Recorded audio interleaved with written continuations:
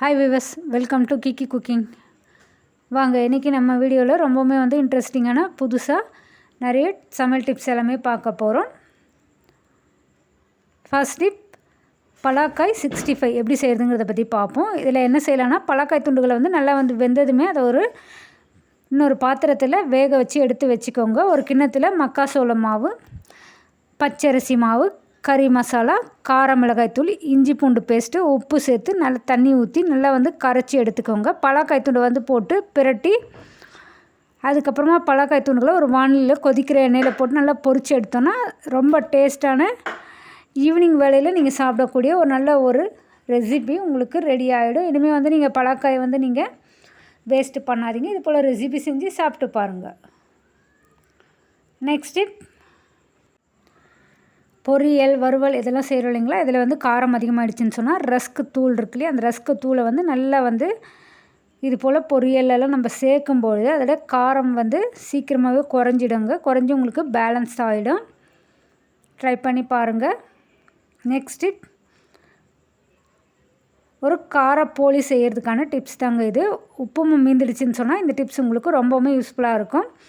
மைதா மாவில் கொஞ்சமாக எண்ணெய் கலந்து பிசைஞ்சு அதில் உப்பு மாவை நல்லா சிறு உருண்டைகளாக நம்ம பூரணம் போல் வச்சு காரப்போலியும் நம்ம செய்யலாம். இது ரொம்ப டேஸ்டான ஒரு போலியாக உங்களுக்கு கிடைக்கும். ட்ரை பண்ணி பாருங்கள். நெக்ஸ்ட்டு, சப்பாத்தி மீந்து போயிடுச்சுன்னா அதை என்ன செய்யலாங்கிறத பற்றின டிப்ஸ் தாங்க இது. இது ரொம்ப டேஸ்ட்டான உப்புமாவும் செய்யலாம். உப்புமா ரொம்ப பேருக்கு பிடிக்காது இல்லையா, ஆனால் இது போல் சப்பாத்தி மீந்து போயிடுச்சுன்னா அதை மிக்சியில் நல்லா போட்டு அரைச்சி எடுத்துக்கோங்க. அரைச்சி எடுத்துகிட்டு இதை நம்ம உப்புமா போல் ரெடி பண்ணிடலாம். இது ரொம்பவுமே டேஸ்ட் அதிகமாக உங்களுக்கு கொடுக்கும். ட்ரை பண்ணி பாருங்கள். நெக்ஸ்ட் டிப், கோதுமை மாவை நம்ம கரைச்சி அதில் 1 டம்ளர் மோர் ஊற்றி நல்லா கரைச்சி உடனே தோசை ஊற்றலாம். இது ரொம்ப டேஸ்டான நல்ல கிறிஸ்பியான தோசை உங்களுக்கு கிடைக்கும். ட்ரை பண்ணி பாருங்கள். நெக்ஸ்ட் டிப், நம்ம உப்பு நம்மளுடைய காய்கறிகள், பருப்பு, பீன்ஸ் இதிலெல்லாம் எப்போ நம்ம ஆட் பண்ணணும் அப்படின்றத பற்றி பார்ப்போம். பருப்பு, பீன்ஸ் இதெல்லாம் வேக வைக்கிறப்போ நம்ம ஸ்டார்டிங்லேயே உப்பு சேர்த்துடுவோம். ஆனால் அப்படி செய்யக்கூடாதுங்க. அது தப்பு. ஏன்னா உப்பு ஸ்டார்டிங்லேயே சேர்க்கும்பொழுது உங்களுக்கு சரியான அளவு கிடைக்காது உங்களுடைய காய்கறியில்.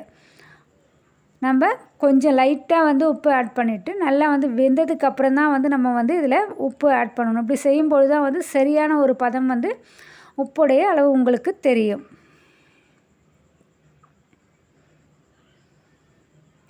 நெக்ஸ்ட்டு, தேங்காய் சட்னி அதிகமாகிடுச்சின்னு சொன்னால் இந்த டிப்ஸை நீங்கள் ஃபாலோ பண்ணிக்கோங்க.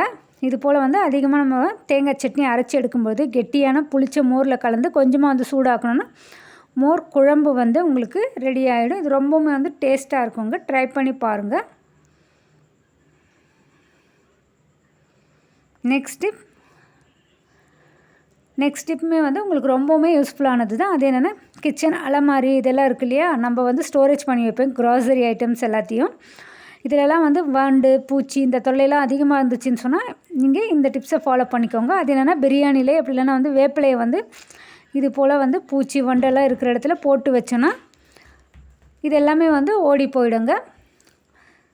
பிரியாணியோடைய வாசனை கிராம்பு கூட நம்ம ஆட் பண்ணிக்கலாம். கிராம்பெல்லாம் நம்ம வைக்கும்பொழுது இந்த வாசனைக்கு பூச்சிகள் அந்த இடத்த விட்டே ஓடி போயிடும். ட்ரை பண்ணி பாருங்கள்.